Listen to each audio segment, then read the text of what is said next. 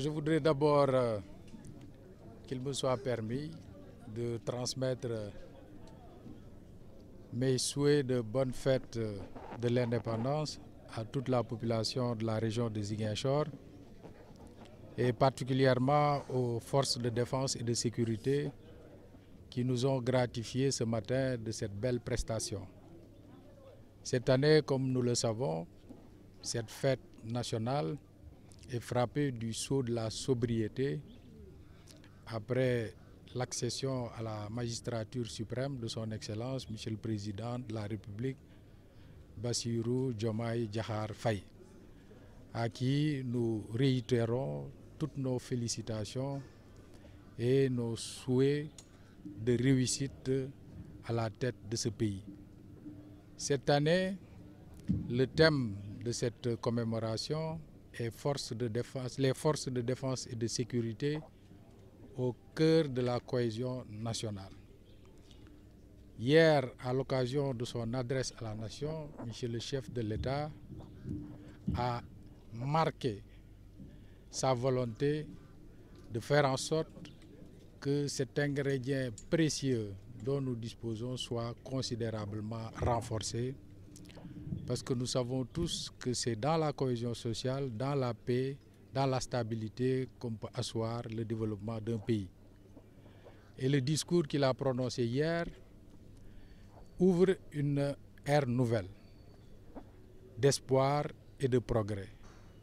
Et c'est le lieu pour moi d'inviter toute la population de la région de Ziguinchor à s'approprier le contenu de ce message.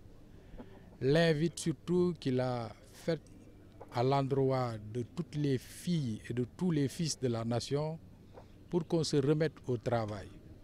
Parce que il est clair que nous tous, nous devons nous ceindre les reins pour réaliser l'aspiration de développement de notre pays. Le thème, vous le savez, est extrêmement d'actualité parce que nous sortons de quelques mois marqués par des soubresauts qui ont engendré des violences et malheureusement des pertes en vies humaines, et c'est l'occasion pour nous de nous incliner pieusement devant la mémoire des disparus et dire que le souvenir de leur sacrifice ne doit pas être vain. Ici, dans la région de Ziguinchor, les défis restent encore immenses. Il s'agira, dans le cadre de cette nouvelle ère, de parachever particulièrement le processus de paix qui, comme nous le savons, a franchi des pas significatifs avec bien entendu l'accord historique de Mongon, suivi par une cérémonie d'incinération des armes. Et ce processus doit s'amplifier et toucher toutes les factions. Et le gouvernement s'y attellera. Également comme défi dans cette région, bien entendu, une fois que cette paix, ingrédient indispensable, sera au rendez-vous, il s'agira de développer davantage certaines localités à travers la réalisation d'infrastructures de mobilité, notamment dans la partie nord du département de Bignona. Et je voudrais saisir cette opportunité pour annoncer que dans les prochaines semaines, nous tiendrons un CRD spécial consacré aux réalisations d'infrastructures structurantes, l'occasion pour nous de mettre en lumière ce que l'État a déjà fait et parmi lesquels nous pouvons compter la boucle des Kalounaï, la boucle du Blouf et les ponts de Baïla, les ponts de Djibidjon. Bien entendu, l'occasion sera également saisie pour recueillir les attentes des populations, particulièrement des élus, en termes de pistes nouvelles à faire, en termes de routes à réhabiliter. Et Dieu sait que dans la région, bien entendu, les besoins sont immenses. Je n'oublie pas, dans le cadre de ces infrastructures de mobilité, le second pont de Ziguinchor. Également, il est important, et d'ailleurs le président de la République l'a dit hier, il faut que tout le potentiel agricole du Sénégal et particulièrement de la région de Ziguinchor soit valorisé. Et dans ce sens, nous avons déjà entamé un travail avec les services du ministère en charge de l'agriculture pour que les zones jadis utilisées comme terre de culture du chanvre indien puissent être valorisées à travers des cultures de substitution et offrir ainsi aux jeunes des opportunités d'emploi décents. Et bien évidemment, cela passe par le renforcement de l'équipement agricole, cela passe par la récupération des terres salées.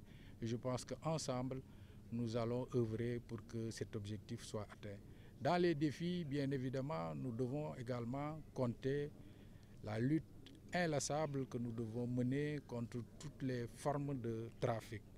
Bien évidemment, il y a le trafic de drogue et de ce point de vue, je voudrais saisir l'occasion pour féliciter les forces de défense et de sécurité, toutes composantes confondues, pour le travail extrêmement important et les progrès obtenus. Et également, toujours dans le cadre de ces défis, il y a la protection de la nature et de notre biodiversité. Nous savons tous que la coupe du bois se poursuit toujours. Je pense que c'est un fléau qui mérite d'être combattu parce que nous sommes en train de vivre de plein fouet les conséquences de cette déforestation. Et d'ailleurs, dans les défis, il y a nécessairement l'impérieuse lutte contre l'avancée du trait de côte qui, comme nous le savons, est en train de menacer dangereusement des infrastructures vitales dans le cadre économique. Je pense notamment au quai de pêche de Kafountine et d'autres localités qui sont menacées par l'érosion côtière. Je voudrais également profiter de cette occasion pour inviter la jeunesse, force vive de notre région, à se remobiliser, à se remettre au travail et surtout à développer un esprit citoyen. Parce que ce pays nous appartient, cette région nous appartient tous et nous tous, nous devons œuvrer pour sa sauvegarde, pour son progrès économique. Je voudrais enfin prier le bon Dieu pour que les personnes qui étaient là l'année dernière avec nous, célébrant cette fête nationale et qui ont été arrachés à notre affection, que Dieu puisse les accueillir dans son paradis éternel et que la paix et la concorde continuent à régner dans cette belle région naturelle et généreuse qu'est celle de Ziguinchor et de façon générale dans l'ensemble du pays.